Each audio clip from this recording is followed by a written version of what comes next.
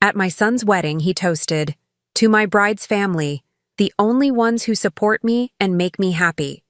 The applause stopped, then he looked at me and said, "And you, leave now, fat pig." I was in shock, but when a man realized who I really was, everyone was speechless. I'm glad to have you here. Follow my story until the end and comment the city you're watching from, so I can see how far my story has reached. I stood in the back of the ballroom, my hands trembling as I clutched the small gift bag I'd brought for Boyd and Ainsley. The Rosewood Hotel in downtown Austin was more beautiful than anything I'd ever seen. Crystal chandeliers hung from the ceiling like frozen waterfalls, and the tables were decorated with white roses that probably cost more than my monthly rent. I'd driven 4 hours from San Angelo that morning, leaving at 5 a.m. to make sure I wouldn't be late. My navy blue dress was the nicest thing I owned. I'd bought it at a consignment shop 3 weeks ago, spending $45 I'd saved from my grocery budget. When I looked at myself in the mirror that morning, I'd thought I looked presentable. Now, surrounded by women in designer gowns and men in expensive suits, I felt like exactly what I was, a 66-year-old woman who didn't belong. Boyd hadn't called me in 6 months. Our last conversation had been brief, uncomfortable. He'd told me about the engagement, mentioned that Ainsley's family was handling most of the planning, and said he'd send me the details. The invitation arrived 2 months later, formal and impersonal, my name written in calligraphy that seemed to emphasize how out of place I was. I'd met Ainsley exactly twice. Both times, she'd looked at me with barely concealed disdain, her eyes traveling from my worn shoes to my graying hair pulled back in a simple bun. She never asked me questions about myself, never tried to know me. She'd simply smile that tight, polite smile and turn her attention back to Boyd. The ceremony had been beautiful. I'd cried watching Boyd stand at the altar, remembering the little boy who used to climb into my bed during thunderstorms, who'd held my hand crossing streets, who'd once told me I was his favorite person in the whole world. That boy was gone now, replaced by this 34-year-old man in an expensive suit who'd barely glanced my way when I arrived. I'd been seated at table 17 in the far corner of the ballroom, away from the family tables. The place card had my name misspelled, Violia Chen. I'd folded it and put it in my purse, telling myself it didn't matter. Now, as the reception moved into the toasts, I watched Boyd stand up, champagne glass in hand. His smile was wide, confident. Ainsley sat beside him in her $10,000 wedding dress, her blonde hair perfectly styled, her hand resting possessively on Boyd's arm. "I want to thank everyone for being here tonight," Boyd began, his voice carrying easily across the ballroom. "This day wouldn't be possible without so many people." He turned to Ainsley's parents, seated at the table directly in front of the head table. "Richard, Patricia, thank you for welcoming me into your family. You've shown me what real family support looks like. You've been there for every milestone, every achievement. You believed in me when I was just starting out at the firm, and your guidance helped shape who I am today." I felt something cold settling in my stomach. "To the Prescott family," Boyd raised his glass higher. "The only family who truly supports me and makes me happy. Thank you for everything." The ballroom erupted in applause. Ainsley beamed, her mother dabbing at her eyes with an embroidered handkerchief. I sat frozen in my chair, the words echoing in my head. The only family who truly supports me. Boyd's eyes swept across the room, and for a brief moment, they landed on me. Something flickered across his face, something I couldn't quite read. Then his expression hardened. "And you," he said, his voice dropping slightly but still audible through the microphone. He pointed directly at me. "You can leave now, fat pig."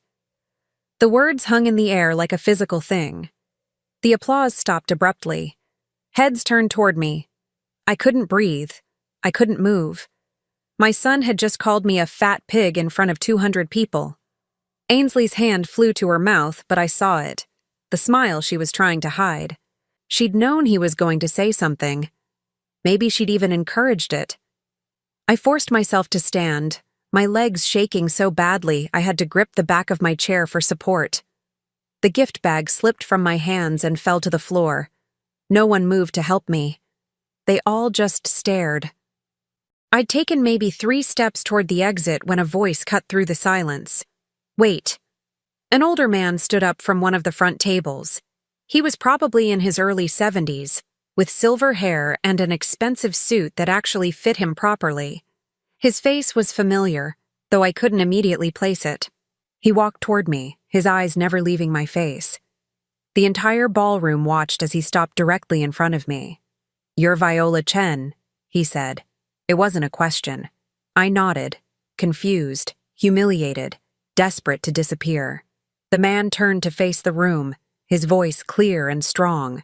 "Does anyone here know who this woman is? Really know?" Silence. Boyd had gone pale. Ainsley's smile had vanished. "My name is Thomas Whitmore," the man continued. "I own Whitmore Industries. 15 years ago, my company was on the verge of bankruptcy. We were about to lay off 300 employees.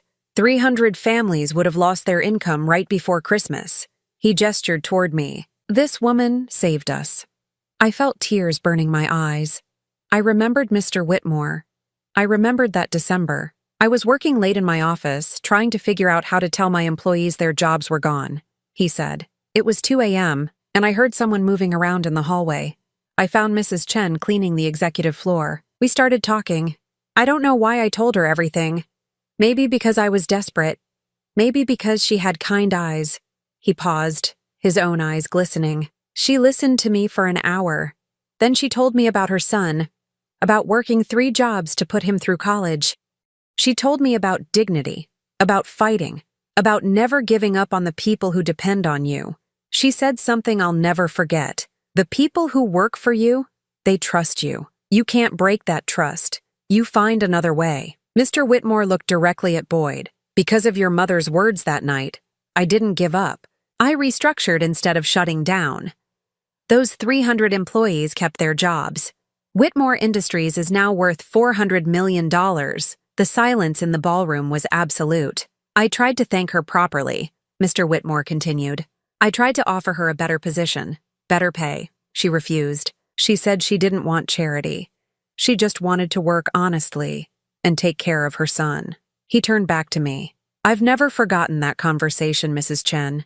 It changed everything for me. He took my hand in both of his. And your son just called you a fat pig. Boyd stood up so fast his chair tipped backward. His face had gone from pale to red. I didn't. She. But Mr. Whitmore wasn't finished. He looked around the ballroom at all the wealthy, well-dressed guests. This woman worked as a janitor at my building for 8 years. Night shift, 10 p.m. to 6 a.m. I know because I checked the records after that night. But that wasn't her only job. My chest felt tight. I wanted him to stop. I didn't want Boyd to know. I'd never wanted Boyd to know.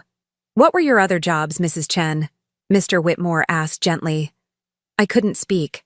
My throat had closed completely. He answered for me. Seamstress during the day, restaurant prep cook on weekends, 3 jobs, 7 days a week, for 8 years straight. Someone in the crowd gasped. I saw Boyd sink back into his chair, his face now completely white. All so her son could go to college without debt, Mr. Whitmore said. All so he could become successful. All so he could grow up and call her a fat pig at his wedding. The weight of every eye in that room pressed down on me. This wasn't how I wanted Boyd to find out. I'd never wanted him to carry the guilt of my sacrifices. I'd wanted him to be free, to be happy, to never feel like he owed me anything. Mr. Whitmore squeezed my hand once more, then released it. I think you should stay, Mrs. Chen. You deserve to be here more than anyone. But I couldn't stay. Not anymore. Not after this. I picked up the gift bag from where it had fallen, straightened my shoulders, and walked toward the exit. Each step felt like miles. I could feel them all watching me. I could hear the whispers starting. As I reached the doors, I heard Boyd's voice, small and broken. Mom, wait. But I didn't turn around. I pushed through the heavy doors and kept walking, out of the ballroom, through the elegant lobby, into the parking lot where my 15-year-old Honda sat among the Mercedes and BMWs. Only when I was inside my car, doors locked, did I finally let myself cry. Deep, wrenching sobs that shook my entire body. My son hated me. He'd humiliated me in front of everyone who mattered to him. And now he knew the truth I'd spent years hiding. I'd ruined everything by simply existing. The drive back to San Angelo stretched ahead of me, 4 hours alone with my thoughts, with the echo of those words. Fat pig, the only family who truly supports me. I started the engine and pulled out of the parking lot. In my rearview mirror, I could see the lit windows of the ballroom. The party would go on without me. It always had. This time, though, something felt different. Something had broken inside that ballroom, but I wasn't sure if it was my heart or the last thread of hope I'd been clinging to. Boyd knew now. After all these years of protecting him from the truth, he finally knew. And I had no idea what would happen next. I didn't sleep that night. I lay in my small bedroom in San Angelo, staring at the ceiling, replaying every moment of the wedding. The way Boyd had pointed at me, the casual cruelty in his voice, the look on Ainsley's face, that barely hidden satisfaction. But mostly, I thought about Mr. Whitmore, about how he'd exposed everything I'd spent 15 years trying to hide. My phone sat on the nightstand, silent. Part of me kept waiting for it to ring, for Boyd to call and explain, to apologize, to say something, but the screen stayed dark. At 6 a.m., I gave up on sleep and made coffee. My hands shook as I poured the water, and I had to try 3 times before I got the filter properly placed. Everything felt wrong. My tiny kitchen, which had always felt like a safe space, now felt suffocating. The apartment was quiet. Too quiet. I'd lived here for 12 years, ever since Boyd graduated from UT Austin and moved into his own place. 575 square feet that I'd made into a home. The rent was $450 a month, utilities included. It wasn't much, but it was mine. I walked to the small closet in the hallway and pulled down a shoebox from the top shelf. Inside were things I'd saved over the years. Boyd's report cards, photos from his childhood, drawings he'd made in elementary school. And underneath all of that, folded carefully, were the pay stubs. I'd kept every single one. Whitmore Industries, night shift janitor, $8.50 per hour, 40 hours per week. Maria's Alterations, seamstress, $7 per hour, 35 hours per week. El Mercado Restaurant, prep cook, $8 per hour, 20 hours per week. I did the math again, even though I'd done it 1,000 times before. 95 hours of work every week. That came to just under $3,000 a month before taxes. After taxes, around $2,400. Boyd's rent during college had been $850. His tuition at UT was $10,000 per year, which broke down to around $833 monthly if I paid it in installments. Books, food, his car insurance, phone bill, everything else. It added up fast. I'd managed because I didn't spend money on myself. My clothes came from thrift stores. I cut my own hair. I walked to work when the weather was decent to save on gas. For 8 years, I lived on rice, beans, eggs, and whatever vegetables were on sale. I never went to the doctor because I couldn't afford insurance. I never took a vacation. I never bought anything that wasn't absolutely necessary. And I never, ever told Boyd the truth. When he'd ask about my work, I'd say, "Oh, I'm doing fine. Don't worry about me." When he'd notice I looked tired, I'd blame it on not sleeping well. When he'd offer to get a job, I'd insist he focus on his studies. I wanted him to have what I'd never had. A real education, real opportunities, a chance at a better life. I'd thought I was giving him a gift. Now I wondered if I'd just given him the freedom to forget where he came from. My phone finally rang at 10:30 a.m. I'd been sitting at my small kitchen table for hours, the coffee long gone cold in my cup. Boyd's name flashed on the screen. I almost didn't answer, but some part of me, the part that still remembered holding him as a baby, the part that had spent 34 years loving him, couldn't let it go to voicemail. "Hello," I said. My voice came out hoarse. "Mom." Boyd's voice was strained. "We need to talk." I waited. I didn't know what to say. "What Mr. Whitmore said last night," Boyd continued. "Is it true? All of it?" Yes. Silence stretched between us. I could hear him breathing, could almost feel him trying to process it. Why didn't you tell me? His voice cracked on the last word. I closed my eyes. Because you were my son. Because I wanted you to focus on building your life, not worry about mine. Because I loved you. Loved, Boyd repeated. Past tense? I didn't answer that. I need to see you, he said. I need to understand. Can I come to San Angelo? Today? I don't think that's a good idea. Mom, please, let me explain. Let me apologize properly. Boyd, I said slowly, you called me a fat pig in front of 200 people. You thanked Ainsley's family for being the only one who supports you. What exactly are you going to explain? He was quiet for so long I thought he'd hung up. Then, I know what I did. I need you to understand how it happened. Something in his tone made me hesitate. Not quite desperation, but close. Fine, but not today. I need time. When? I'll call you, I said, and hung up before he could argue. I set the phone down and stared at my hands. They looked old. When had they gotten so old? The skin was papery, dotted with age spots.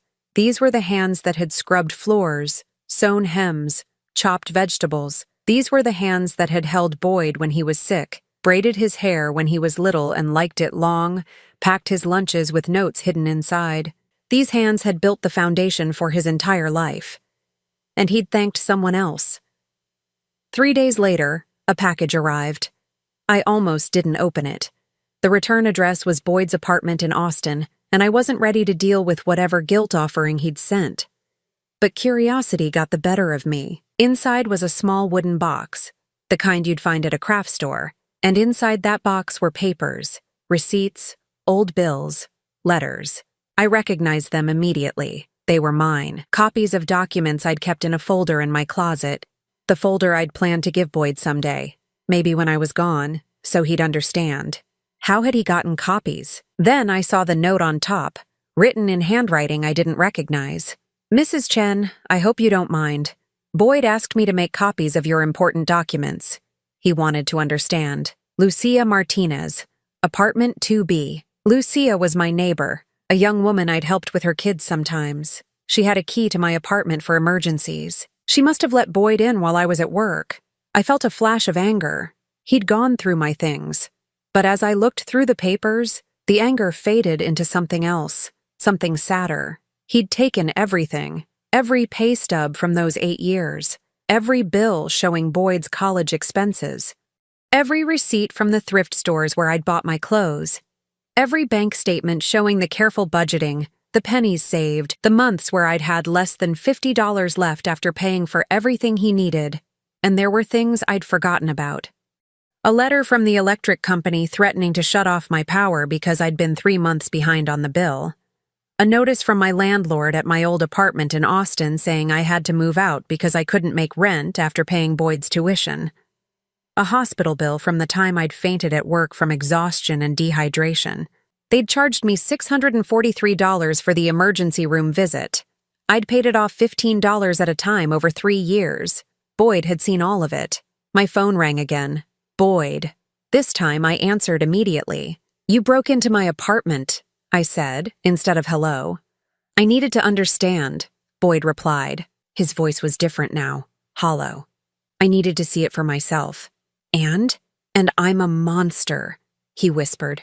Mom, I'm so sorry. I'm so sorry. I sat down heavily on my couch. Tell me why you said those things. The truth.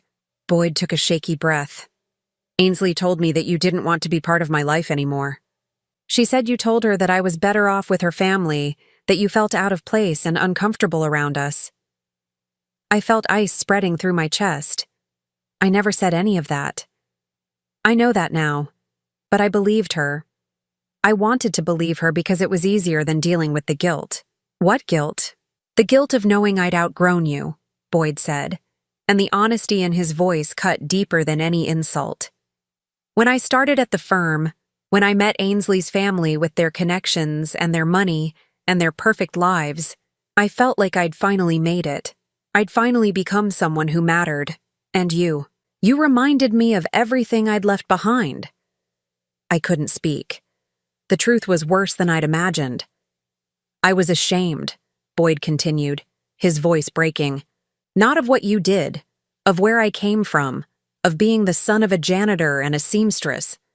Ainsley's family would ask about you and I'd make up stories. I'd say you were retired, that you'd worked in administration, vague things that sounded respectable. I never told them you cleaned toilets to pay for my education. Boyd, I managed to say, and when Ainsley started saying you were pulling away, that you didn't want to be involved, it was convenient. It gave me permission to keep you at a distance without having to admit I was doing it on purpose.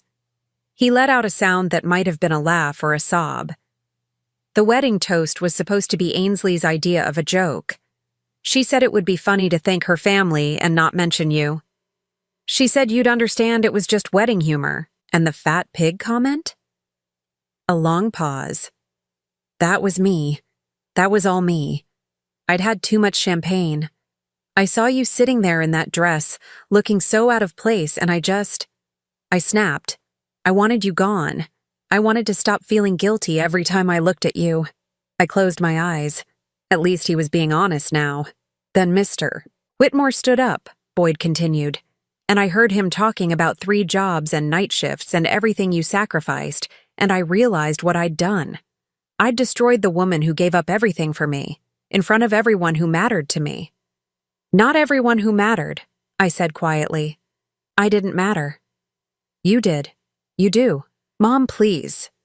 I know I don't deserve it, but please let me try to fix this. I looked around my small apartment, at the life I'd built from nothing, at the peace I'd found in simplicity, at the freedom of not having to pretend anymore. Boyd, I said carefully, I need you to understand something. What you said at that wedding, it didn't make me sad because it was cruel.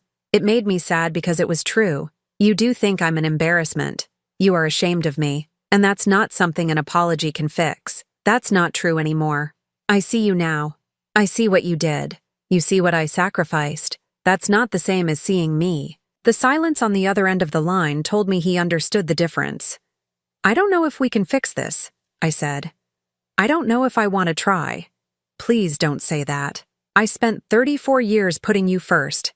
I think it's time I put myself first. I hung up before he could respond. Then I turned off my phone, made myself a cup of tea, and sat in the quiet of my apartment. For the first time in my life, I wasn't waiting for Boyd to need something. I wasn't planning my schedule around his life. I wasn't sacrificing anything. I was just being Viola, and I'd forgotten what that felt like. Outside my window, the sun was setting over San Angelo, painting the sky in shades of orange and pink. It was beautiful. I'd been too busy to notice sunsets for most of my life. I decided I'd start noticing them now. I didn't hear from Boyd for 2 weeks. The silence should have been a relief, but instead it left me feeling suspended, waiting for something I couldn't name. I went to work at the dry cleaner where I'd been employed for the past 5 years. It was easier work than the jobs I'd had when Boyd was in college, just 40 hours a week folding clothes and working the register. The pay was $11 per hour. Enough for my simple life. My co-workers knew something had happened. Maria, who worked the pressing machine, kept giving me concerned looks. On my 3rd day back, she finally asked, Viola, are you okay? You seem different. I was folding a stack of dress shirts, the familiar motions soothing in their repetition. My son got married. That's wonderful. Why do you look so sad? I smoothed down a collar, creasing it perfectly. It's complicated. Maria didn't push, but I could feel her watching me throughout the day. The truth was, I didn't feel sad anymore. I felt empty, like someone had scooped out everything inside me and left just the shell walking around. On Tuesday of the 3rd week, a package arrived at the dry cleaner. The delivery driver handed it to me during my lunch break, and I almost refused it when I saw Boyd's name on the return label. But curiosity won out. Inside was a photo album, not a new one, but my old album, the one I'd kept in my closet, the one with pictures of Boyd growing up. I'd looked through it just the week before, remembering better times. Now it was back, but something was different.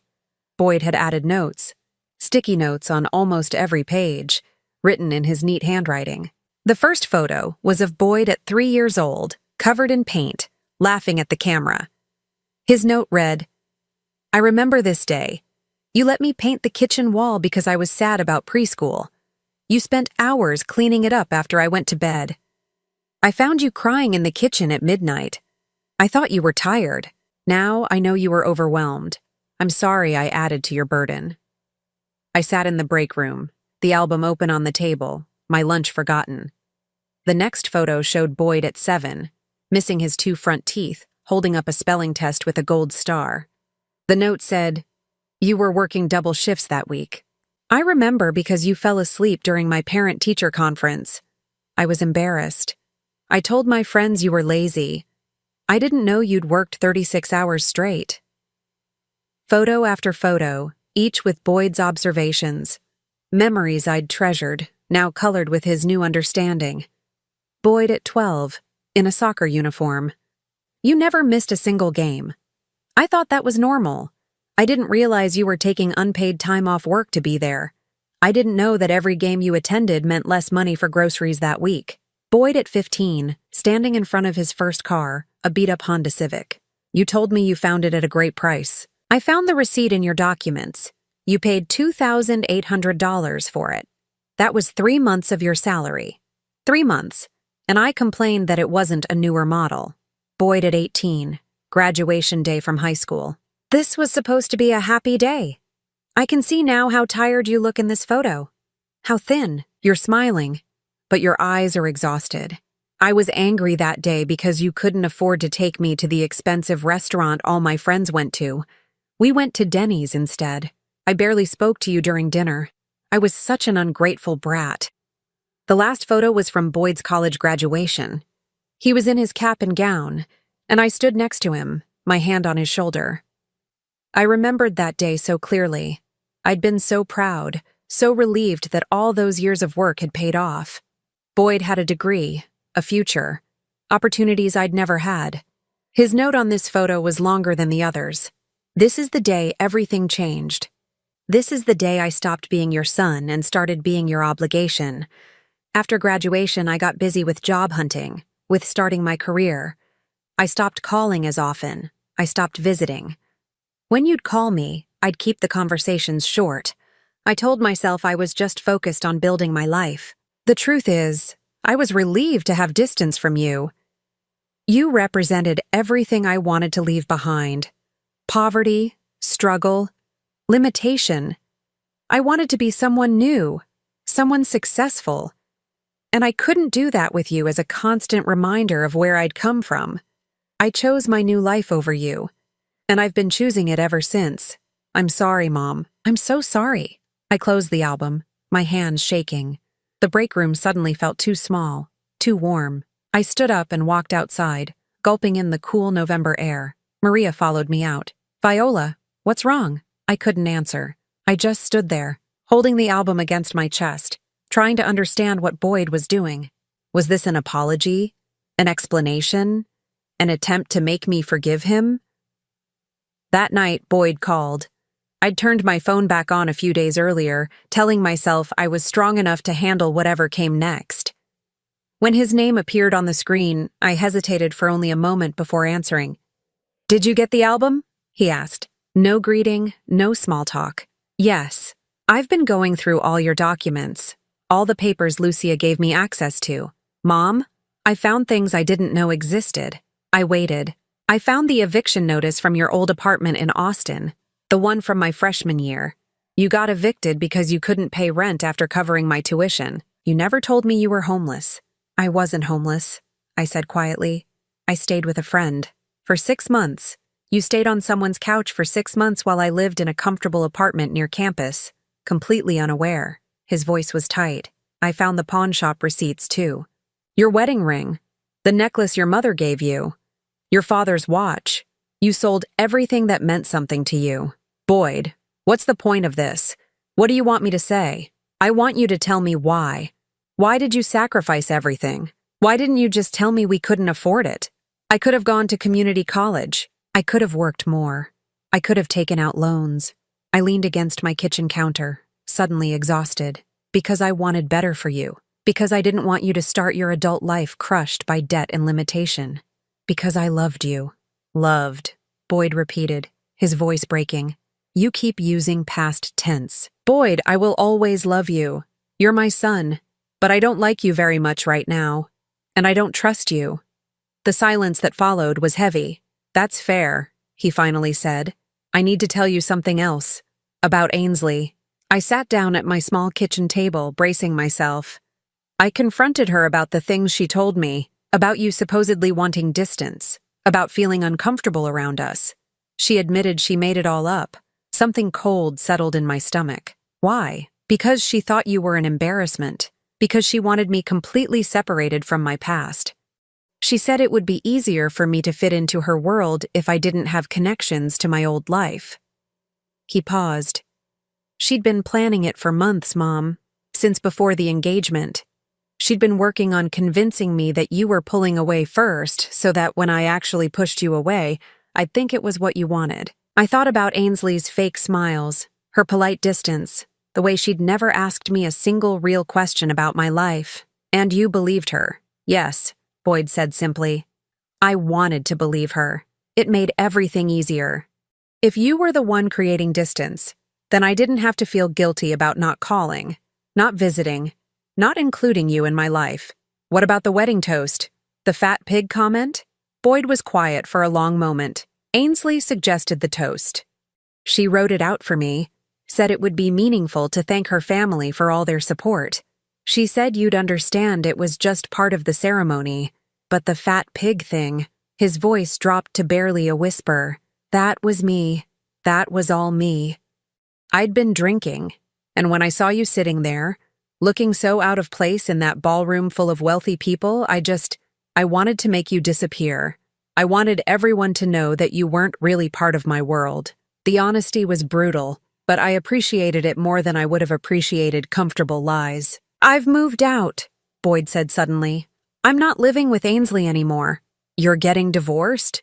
Already? We're separated. I couldn't stay in that apartment after I understood what she'd done, how she'd manipulated me, how she'd helped me destroy my relationship with you. He exhaled slowly.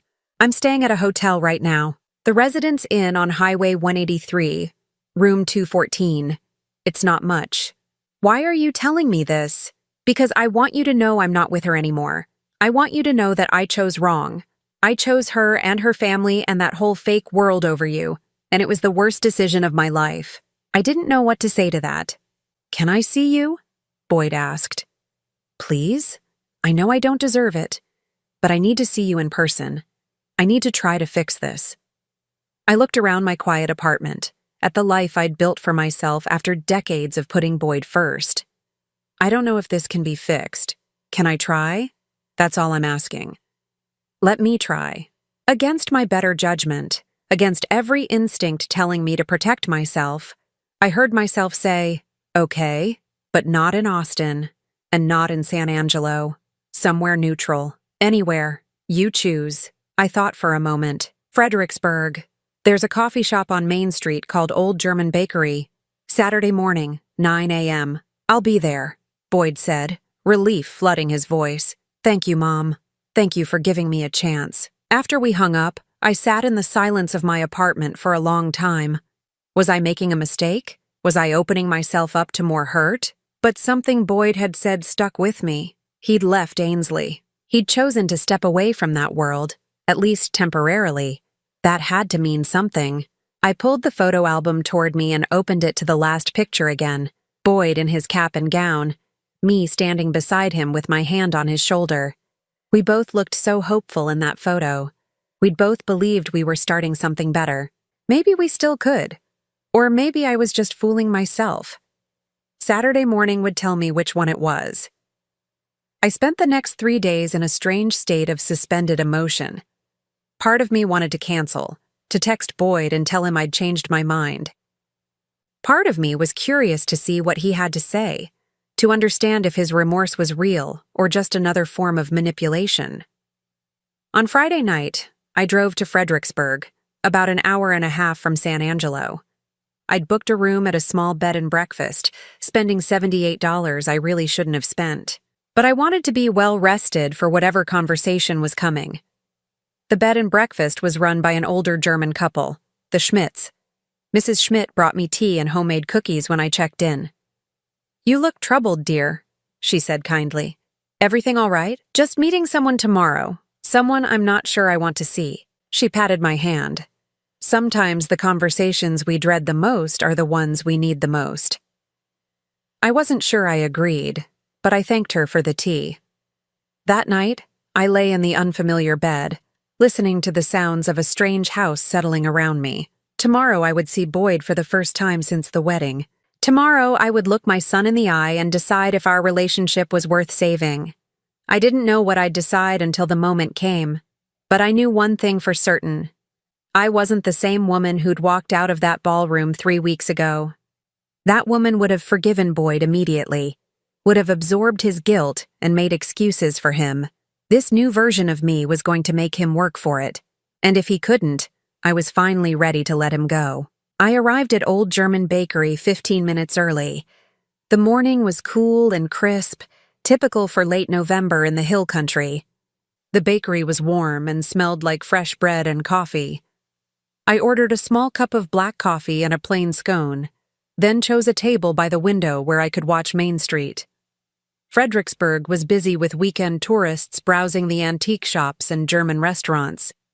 I watched them pass by, all these people living their normal lives, unaware that my entire world was about to shift one way or another. Boyd arrived exactly at 9. I saw him through the window first, and what I saw made me catch my breath. He looked terrible. His face was pale and drawn, with dark circles under his eyes. He'd lost weight. His expensive suit hung a little loose on his frame, and his usually perfectly styled hair was disheveled, like he'd forgotten to comb it. He saw me through the window and paused. For just a moment, we looked at each other through the glass. Then he came inside. "Mom," he said, his voice hoarse. He didn't try to hug me, which I appreciated. "Sit down," I said. He ordered a coffee but didn't touch it once it arrived. We sat in silence for a moment, the noise of the bakery filling the space between us. "Thank you for coming," Boyd finally said. "I wasn't sure you would." "I wasn't sure I would either." He winced. "I brought something. I need you to see it before we talk about anything else." He pulled out his phone and set it on the table between us. "I need you to understand what Ainsley did, what she's really like." I didn't reach for the phone. "Boyd, I don't need to see evidence of Ainsley being manipulative. I already know she manipulated you. What I need to understand is why you let her. Just look. Please." Reluctantly, I picked up the phone. The screen showed a text message thread between Boyd and Ainsley. The messages were from several months before the wedding. Ainsley, "Your mom called again, 3rd time this week." Boyd, "What did she want?" Ainsley, "Same thing. Wants to meet for lunch, wants to help with wedding planning. I told her we're too busy." Boyd, "Thanks. I'll call her back eventually." Ainsley, "Do you have to? She's kind of clingy, don't you think?" I scrolled further. Ainsley, "I ran into your mom at the grocery store today. So awkward. She was buying the cheapest everything. It was embarrassing." Boyd, "She's always been like that. Penny pincher." Ainsley, "It's more than that. It's like she has no dignity, no self-respect. How did you turn out so normal?" Boyd, "I try not to think about where I came from." Ainsley, "Good. You shouldn't have to be dragged down by that." My hands were shaking as I scrolled through more messages.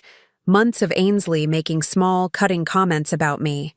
Months of Boyd agreeing with her, laughing at her jokes about my clothes, my car, my apartment. But then the messages changed. These were from about 6 weeks before the wedding. Ainsley, "We need to talk about your mom." Boyd, "What about her?" Ainsley, "She's going to ruin the wedding. You know that, right?" Boyd, "How?" Ainsley, "She doesn't fit, babe. My family is going to see her and judge us. Judge you. Is that what you want?" Boyd, "What do you suggest?" Ainsley, "Limit her involvement. Seat her in the back. Make it clear she's not part of the main family." Boyd, "That seems harsh." Ainsley, "It's practical. Trust me. You'll thank me later. You don't want her embarrassing you in front of the partners from your firm." I set the phone down. "I've seen enough. Keep scrolling," Boyd said quietly. "It gets worse." I didn't want to, but I picked up the phone again. The next section was from 2 weeks before the wedding. Ainsley, I have an idea for your toast. Boyd, okay. Ainsley, thank my family. Really emphasize how supportive they've been. It'll mean a lot to my parents. Boyd, what about my mom?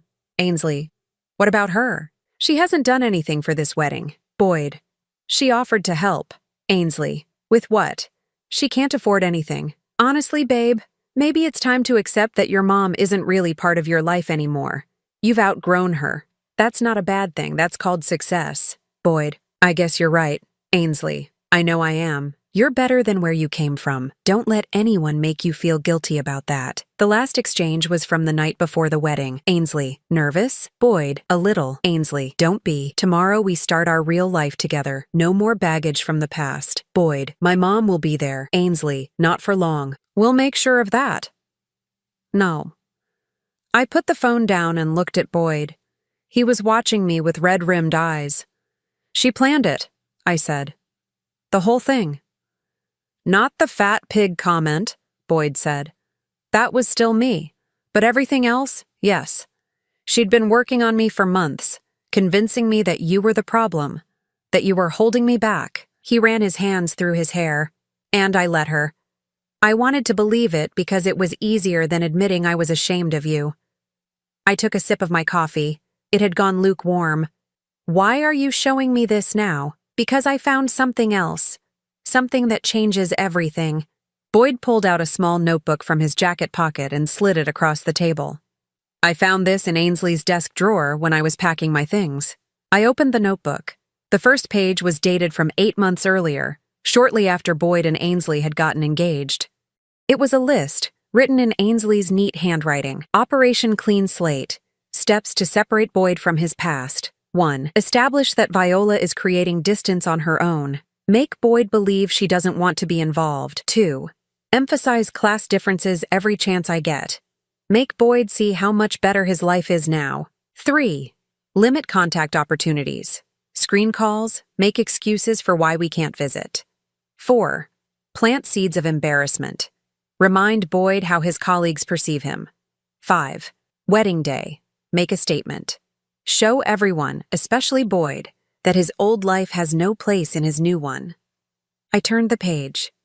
There were notes from conversations Ainsley had with Boyd, tracking his responses, noting when he seemed most receptive to her suggestions. It was methodical, clinical. On another page, Boyd's weak points, guilt about his mother, desire to fit in with upper class, fear of being seen as inferior. Use all 3. I closed the notebook, feeling sick. She studied you. Like you were a project. She studied both of us, Boyd said. There are notes about you, too. What you wear, how you talk, things you mentioned in the 2 times we all had dinner together. She was collecting information to use against you. Why?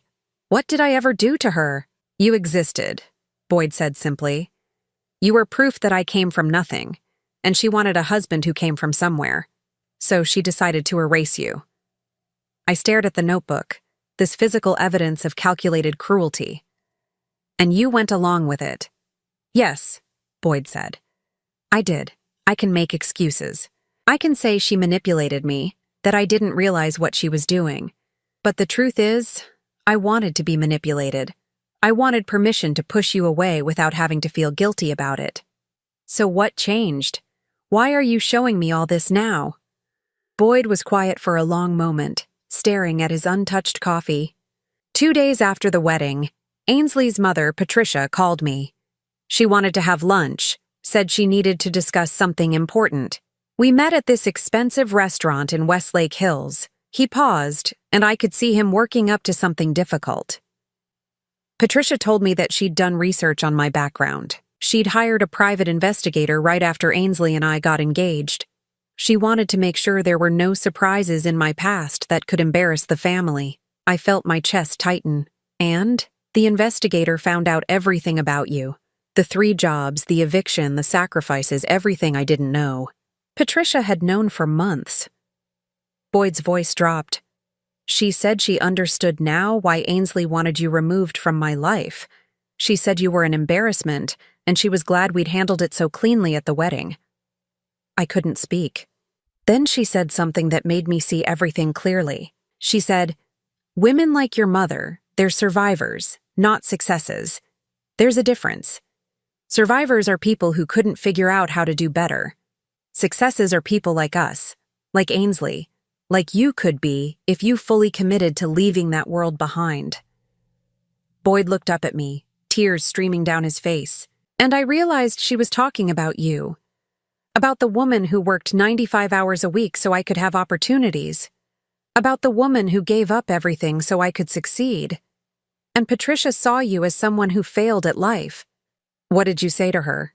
I asked. I didn't say anything. I just left.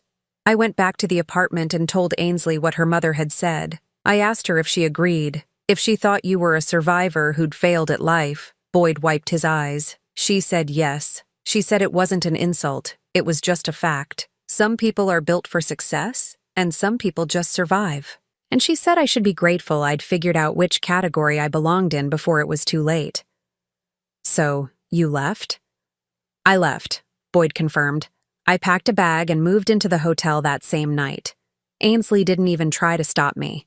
She just said I was being emotional and that I'd come to my senses eventually. I absorbed all of this, trying to sort through the complex tangle of emotions, anger at Ainsley and Patricia, anger at Boyd for being so easily manipulated, sadness for all of us caught in this ugly situation. I found the notebook 2 days ago," Boyd continued.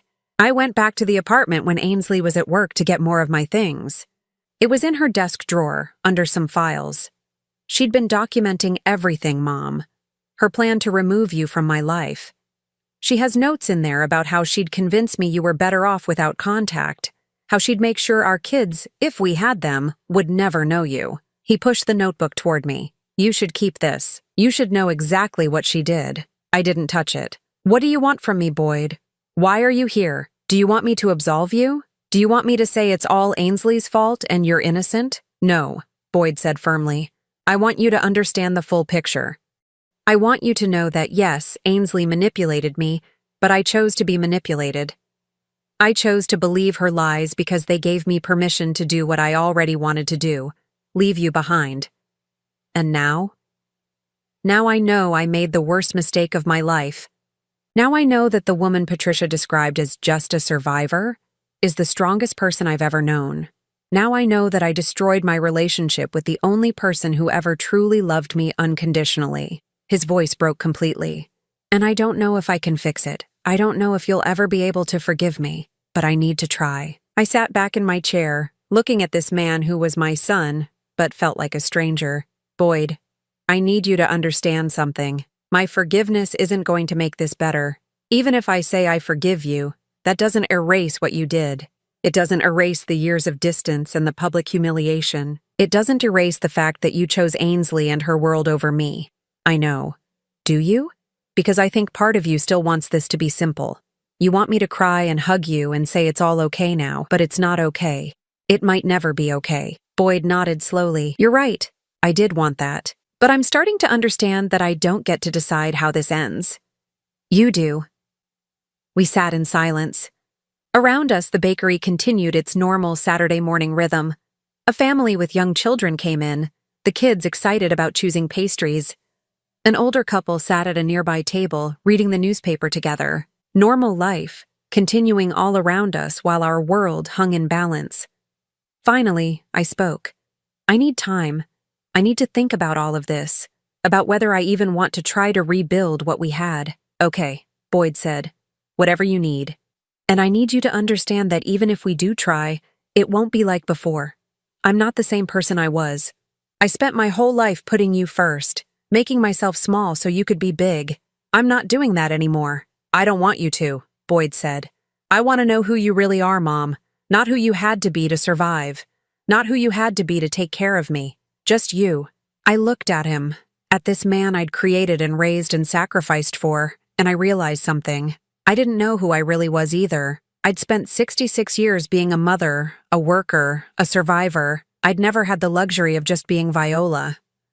"I'll call you," I said, "when I'm ready. But it might be a while." Boyd nodded, accepting this. "Can I ask one thing?" "What?" "Did you ever regret it? Having me?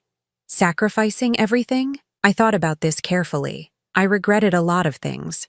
I regretted staying with your father as long as I did. I regretted not having a safety net.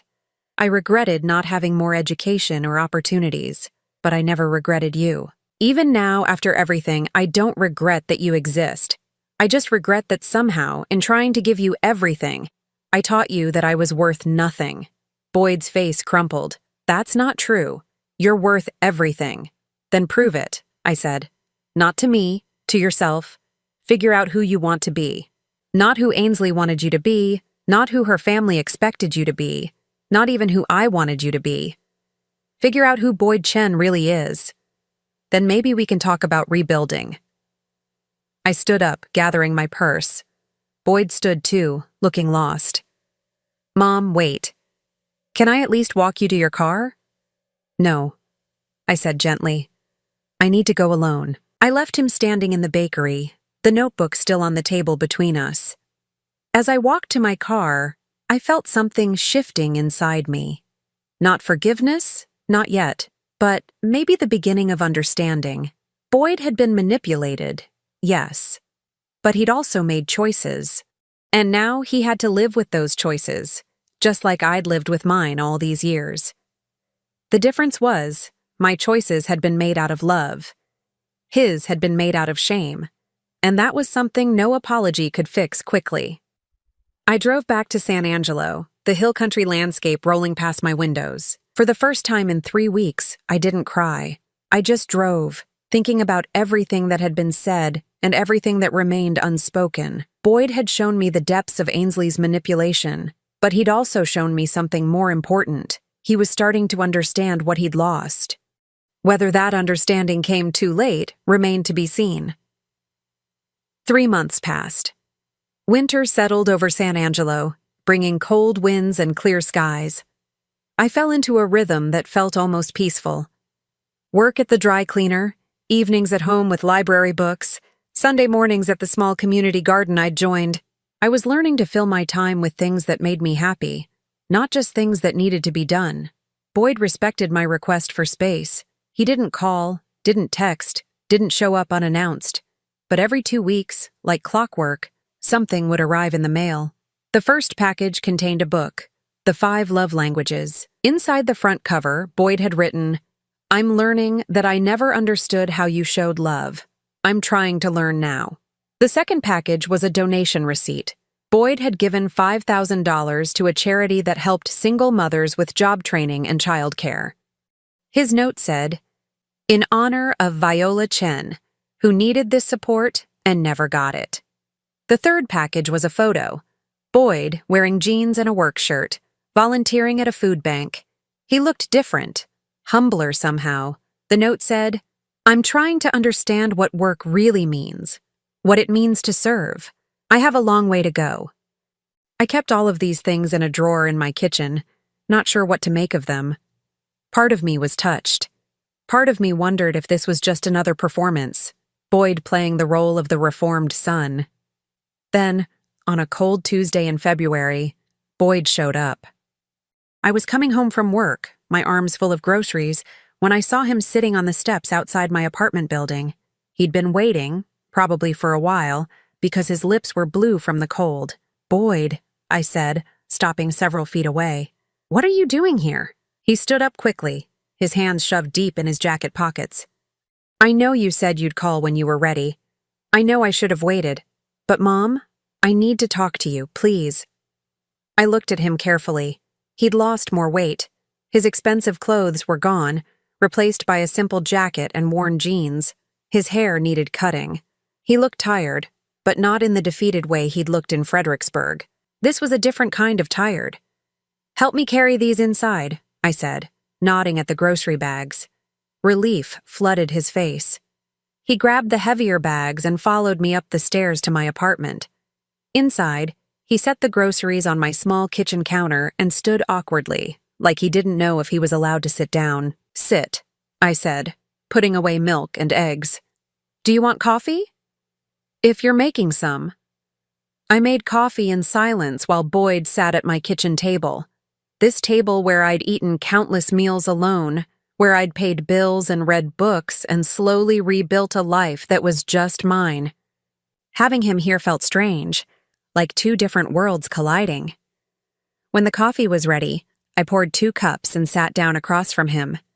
"Talk," I said. Boyd wrapped his hands around the warm mug. "I filed for divorce. It's final next month." "I'm sorry," I said automatically. "Don't be. It should have ended the night of the wedding." He took a sip of coffee, grimaced at the heat. "Ainsley fought it at first. She said I was throwing away our future over nothing. When I showed her that I'd found her notebook, the one with her plan to erase you from my life, she didn't even seem ashamed. She just said I was being naive, that everyone does this when they move up in the world. Maybe some people do." "No," Boyd said firmly. "Not everyone. Not decent people." He set down his mug. "I quit my job. That surprised me. The firm? You loved that job." "I thought I did, but it turns out I loved what it represented more than the actual work. I loved being able to say I worked there, loved the status, the money, the connections. The actual work? I was miserable." He looked at me directly. "I spent 3 years doing corporate tax law for companies that exist only to help rich people pay less taxes. I helped them hide money, find loopholes, cheat the system. I told myself it was just business, just the law. But it wasn't. It was helping people like the Prescotts get richer while people like you scrubbed floors to survive. I didn't know what to say to that." "I got a new job," Boyd continued, "at a legal aid clinic in Austin. It pays $38,000 a year, less than a third of what I was making. I help people who can't afford lawyers. Immigration cases, housing disputes, wage theft. Last week, I helped a woman who'd been working as a janitor for 6 years get the overtime pay her employer had been stealing from her. It was $2,300. She cried when we won." He looked down at his hands. "I thought about you the whole time. About how many times you probably got cheated and had no one to help you fight back." I took a slow sip of my coffee, letting this information settle. "Why are you telling me this?" "Because I want you to know I'm changing. Not for you, not to win you back. I'm changing because I finally understand that the person I was becoming was someone I hated. Someone you raised me better than to be." "I don't know if I can take credit for that," I said quietly. "You became who you became despite how I raised you." "No," Boyd said intensely. "I became who I became because I rejected how you raised me. You taught me about hard work, about dignity, about taking care of people. And I looked at your life and decided those lessons had failed you. I decided that your way led to poverty and struggle, so I chose the opposite. I chose money and status and people who valued the wrong things, and I became hollow." He pulled out his phone and showed me a photo. It was of a small apartment, sparsely furnished but clean. "This is where I live now. 1 bedroom in a building near the clinic. $675 a month. I sold my car and bought a used Honda. I cook my own meals. I do my own laundry. I'm learning to live the way you lived." "Boyd, you don't have to punish yourself." "It's not punishment," he said. "It's understanding. For 34 years, I lived in a world you built for me with your sacrifice. I never understood what that sacrifice meant because I never had to make any myself. Now I'm trying to understand. I'm trying to live with intention instead of entitlement." I studied his face, looking for signs of performance, of manipulation. But what I saw looked genuine. He looked lighter somehow, despite the weight loss and the tired eyes. Like he'd put down something heavy. "I'm glad you're making better choices," I said carefully. "But Boyd, this doesn't automatically fix what happened between us. I know that." He leaned forward. "Mom, I'm not here asking for forgiveness. I'm not here expecting you to welcome me back with open arms. I'm here because I need to tell you something, and I need to ask you something." "Okay." "First, what I need to tell you. I understand now that I can never make up for what I did. I can never give back the years I wasted being ashamed of you. I can never unhear the words I said at that wedding. I have to live with that. But I want you to know that I see you now. Really see you. And I'm in awe of you. Tears pricked my eyes, but I blinked them back. Second, what I need to ask, will you let me try? Not to fix things, not to go back to how they were. Will you let me try to build something new? A relationship where I actually show up, where I listen, where I learn who you are as a person, not just as my mother? I stood up and walked to the window, looking out at the street below. A young mother was walking with two small children, holding their hands as they navigated the sidewalk. I watched them for a long moment. I don't know if I can trust you again, I said finally, not turning around. Every time you didn't call, every time you cut a visit short, every time you chose Ainsley over me, it reinforced what you said at that wedding, that I'm not enough, that I'm an embarrassment, that I'm worth less than other people. You were never those things, Boyd said, his voice breaking. I was just too blind and too selfish to see what I had. I turned to face him. I need you to understand something. I don't need you anymore. For most of your life, I organized everything around you. Your needs, your schedule, your happiness. I gave up my own life to make sure you had a better one. But I'm not doing that anymore. I have a life now, a small life maybe, but it's mine. And I'm not giving that up. I don't want you to, Boyd said. I want to fit into your life, not make you fit into mine. What does that look like? Boyd thought for a moment. It looks like me visiting you here instead of expecting you to come to Austin. It looks like me calling when you want to talk, not when it's convenient for me. It looks like me learning about your life, your friends, your interests. It looks like me showing up without expectations. I crossed my arms, still keeping distance between us. And what happens when this gets hard? When the novelty wears off and you remember why you pushed me away in the first place? What happens when you meet someone new who's uncomfortable with your mother who used to clean toilets for a living? Boyd stood up, and I saw tears streaming down his face. Then I choose you. I choose you over anyone who can't see your value. I choose you over comfort and status and fitting in. I choose you because you're my mother, and you deserved better than what I gave you. The words hung between us. I wanted to believe him. Part of me, the part that had spent 34 years loving this man, wanted to rush forward and hug him and say everything was forgiven, but the stronger part, the part I'd discovered in these months alone, held back. I need time, I said. I need to see if these changes stick. I need to see if you mean what you say. How much time? As much as I need. Maybe 6 months, maybe a year, maybe longer. Boyd nodded, wiping his eyes. Okay, can I call you? Once a week, just to check in? I considered this. Once every 2 weeks, Sunday evenings at 7. If I don't answer, leave a message. If I do answer, we talk for as long as I want to talk, not longer. Okay, Boyd agreed immediately. Anything else?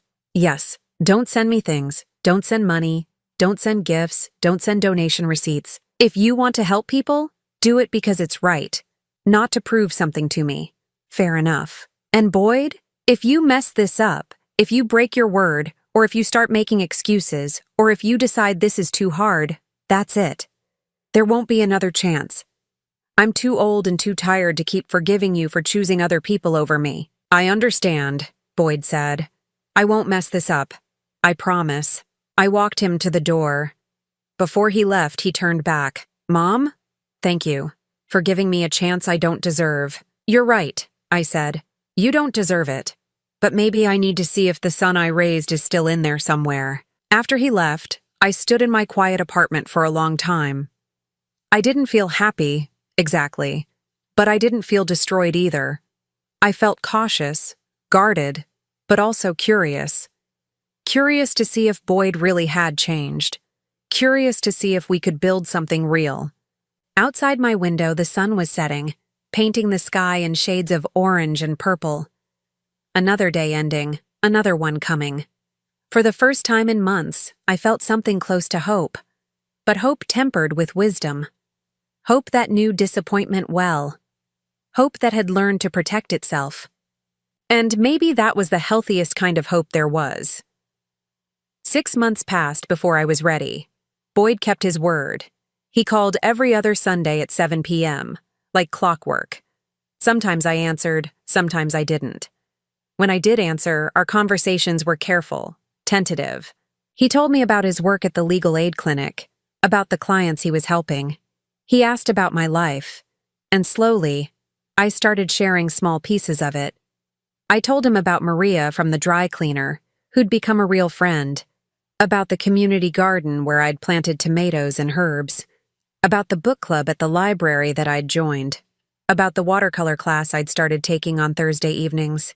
They were small things, ordinary things, but they were mine, and for the first time, Boyd seemed genuinely interested in who I was, beyond being his mother. He never pushed, never asked when he could visit, never suggested we meet.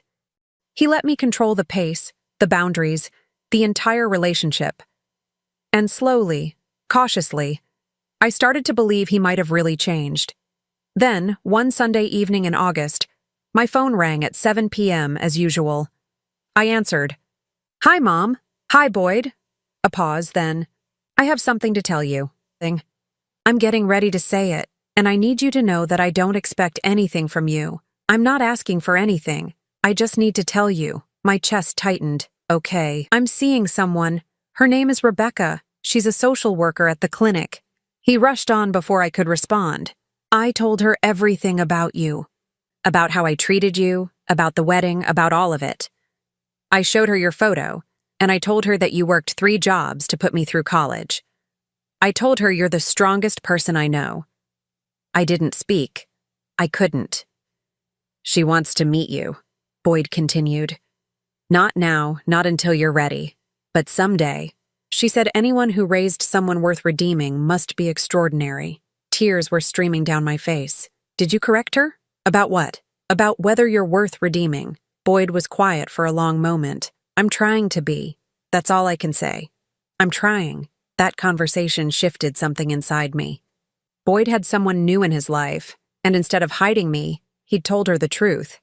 He'd claimed me, owned the relationship, didn't try to pretend I was someone I wasn't. 2 weeks later, I called him on a Wednesday afternoon, outside our usual schedule. "Mom, is everything okay?" "I'm ready," I said. "I'm ready to see you." I could hear the sharp intake of breath. "Really?" "Really, but not in Austin and not in San Angelo. Somewhere neutral." "Fredericksburg," Boyd suggested. "Where we met before." "No," I said, surprised by my own certainty. "Here, come to San Angelo. Come to my home. If we're going to rebuild anything, you need to see my life as it really is." "Okay," Boyd said, his voice thick with emotion. "When?" "Next Saturday, 1 p.m., just you. Not Rebecca, not yet. I'll be there." That Saturday, I cleaned my apartment more thoroughly than it needed to be cleaned. I baked muffins, something I hadn't done in years. I changed my clothes 3 times before settling on simple jeans and a comfortable sweater. At exactly 1 p.m., there was a knock on my door. Boyd stood in the hallway, holding a small paper bag. "I brought coffee," he said. "From that place you mentioned once, the one near the dry cleaner. I wasn't sure how you take it anymore, so I got it black with cream and sugar on the side." It was such a small thing, but it meant everything. He'd remembered a passing comment I'd made months ago. He'd driven to the right part of town to get coffee from a place I liked. "Come in," I said. Boyd stepped into my apartment, and I watched his face as he looked around. My small living room with its secondhand furniture, the bookshelf crammed with library books, the photos on the walls, most of them recent, of me with my friends from the garden, from the book club, a life he knew nothing about. "It's nice," he said softly. "It feels like you." We sat at my kitchen table, the same table where we'd had that difficult conversation 6 months ago. But this time felt different, less raw, less urgent. "I'm sorry I took so long," I said. "To be ready. Don't apologize. You took exactly as long as you needed." Boyd wrapped his hands around his coffee cup. "Can I ask you something? Okay. Are you happy? Really happy? Not just okay?" I thought about this carefully. I'm learning what happiness means. For most of my life, I thought happiness was making sure you were okay. But that wasn't happiness. That was purpose. Now I'm learning to find joy in small things. A good book. Fresh tomatoes from the garden. Maria's terrible jokes at work. It's different from what I thought happiness would be. But yes, I think I'm happy. Boyd smiled, and for the first time in years, It looked genuine. I'm glad. What about you? I asked. Are you happy? I'm getting there. The work I do now, it matters. I'm not rich. I don't have status. But I go to bed at night knowing I helped someone. That's worth more than I thought it would be. He paused. And Rebecca helps. She keeps me honest. When I start slipping into old patterns, thinking about things I don't have, she reminds me to focus on what I do have. I'd like to meet her, I said. Not today, but soon. Boyd's eyes lit up. Really? Really. If she's important to you, I want to know her. We talked for 2 hours. Not about the past, not about the wedding or the years of distance. We talked about now, about his work, my watercolor class, the book I was reading, the case he was working on. We talked like two people getting to know each other for the first time, which, in a way, we were. As Boyd was getting ready to leave, he hesitated at the door. Can I come back? Maybe in 2 weeks? Yes, I said. But Boyd, I need you to understand something. We're rebuilding, but we're not going back. I'm not the mother I was before. I can't be that person again. I don't want you to be. I want to know who you are now. After he left, I stood at my window watching his car pull away. The old Honda, not the luxury sedan he used to drive. Another sign of the changes he'd made. I wasn't naive enough to think everything was fixed. Trust, once broken, takes years to rebuild. There would be setbacks, disappointments, moments when old wounds would ache. But for the first time since that terrible wedding day, I felt like maybe we had a chance. Not to go back to what we were.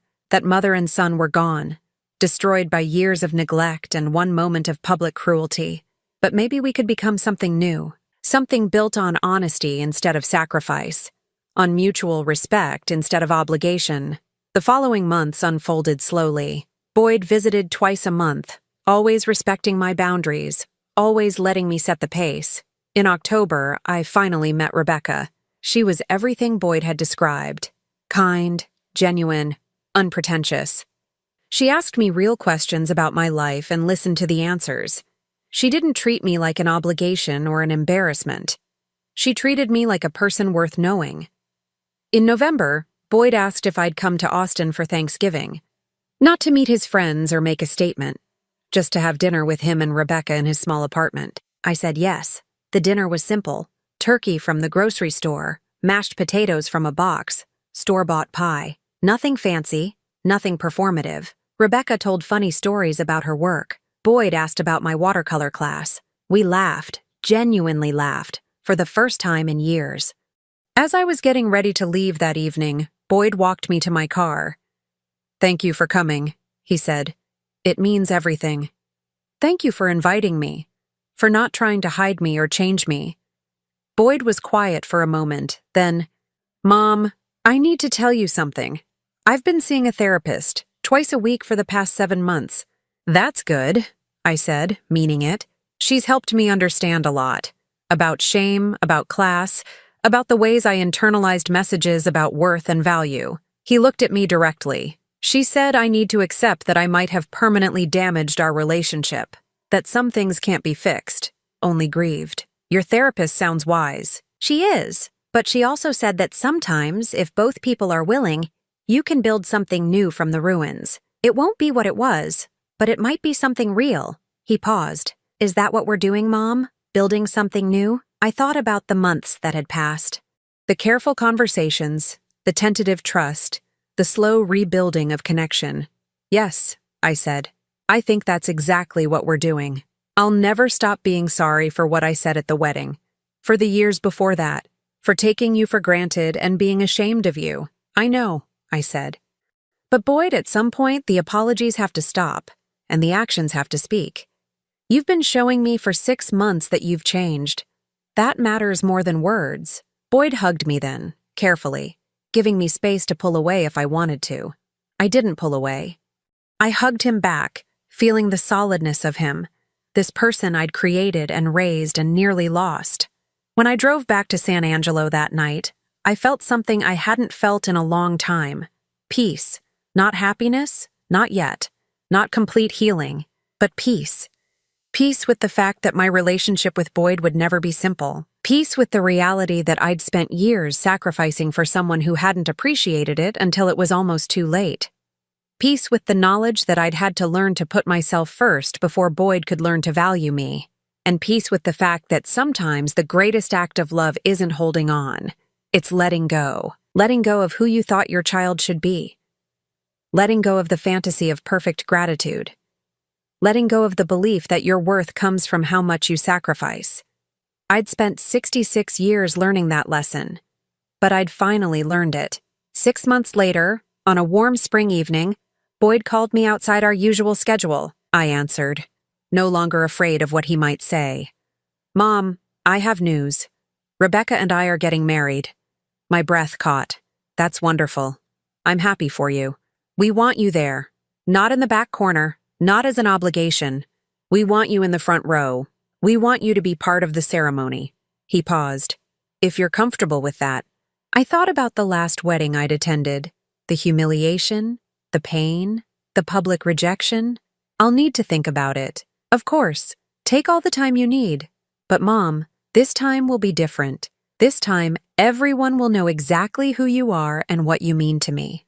I did think about it. For 2 weeks, I weighed the risk of being hurt again against the possibility of being truly included. In the end, Maria helped me decide. Viola, she said during our lunch break at the dry cleaner, you've spent your whole life being brave. Don't stop now. So I said yes. The wedding was small, held in a garden in South Austin. 30 people, all of them genuine friends of Boyd and Rebecca. No ostentatious displays of wealth, no pretentious venues. Just simple beauty and honest celebration. I wore a dress I'd made myself in my watercolor class's sewing workshop. Nothing fancy, but it fit well and made me feel like myself. When Boyd gave his toast, I held my breath. I want to thank everyone for being here today, he began, his arm around Rebecca. Rebecca and I are so grateful to be surrounded by people who love and support us. He paused, then looked directly at me. But there's one person I need to thank specifically. My mother, Viola Chen. The guests turned to look at me. I felt my face flush, but this time it wasn't from shame. My mom worked 3 jobs to put me through college. She sacrificed everything to give me opportunities she never had. And for a long time, I repaid that sacrifice by being ashamed of her, by pushing her away, by choosing status over substance. Some people in the audience looked uncomfortable. Good. They should be uncomfortable. I'm standing here today because my mom taught me about real work, about dignity, about what it means to love someone unconditionally. It took me 34 years, and almost losing her completely to understand those lessons. But she never stopped teaching them, even when I wasn't listening. Boyd's voice cracked. Mom, I know I can never make up for the years I wasted. But I want you to know that everything good in me, everything worth loving, came from you. Thank you for never giving up on me, even when I gave up on you. He raised his glass. To Viola Chen, the strongest person I know. Everyone raised their glasses. To Viola. I wiped tears from my eyes as Rebecca came over and hugged me. Thank you for raising such a good man, she whispered, even if it took him a while to remember how to be one. The rest of the evening passed in a blur of conversation and genuine warmth. People asked me about my life, about my work, about my interests. They treated me like I mattered. But the most important moment came at the end of the night. Boyd found me standing alone, watching the last guests leave. Mom, he said quietly, did I do okay? The toast? I looked at this man, my son, who'd broken my heart and then spent a year trying to mend it. You did more than okay. You told the truth. I'm going to keep telling it. For the rest of my life, anyone who knows me will know about you. About what you did for me. About who you really are. Boyd, I said, you don't owe me that. Yes, I do. But more than that, I want to. Because you deserve to be known. You deserve to be celebrated. And I'm done hiding the best thing that ever happened to me. We stood together in the garden, my son and I, and for the first time in years, I felt truly seen. Not as a sacrifice, not as an obligation, not as an embarrassment, just as Viola, a woman who'd worked hard, who'd loved deeply, who'd survived and found joy again. That night, Driving back to San Angelo, I thought about the journey that had brought me here. From that terrible moment at the first wedding to this moment of genuine celebration, from pain to peace, from sacrifice to self-discovery, I'd learned something important. Love isn't about martyrdom. Real love requires both people to show up as themselves, to value each other as whole people, to build something based on mutual respect rather than obligation. Boyd and I had a long way to go. Trust, once shattered, takes years to fully rebuild. But we were trying, and that trying, that genuine effort, was worth more than all the empty gestures of the past. At 67 years old, I was finally learning to put myself first, to value my own happiness, to build a life that was mine, not just a life in service of others. And the surprising thing? Putting myself first hadn't made me selfish. It had made me whole. And from that wholeness, I could build a real relationship with my son. Not one based on my sacrifice, but one based on mutual love and respect. As I pulled into San Angelo, the stars bright overhead, I felt something I'd never quite felt before. Freedom. Freedom from the weight of endless giving. Freedom from the fear of not being enough. Freedom to simply be Viola. And that freedom, I realized, was the greatest gift I'd ever given myself. Boyd had said I was the strongest person he knew, but I'd only recently discovered that strength. The strength to walk away from toxic patterns.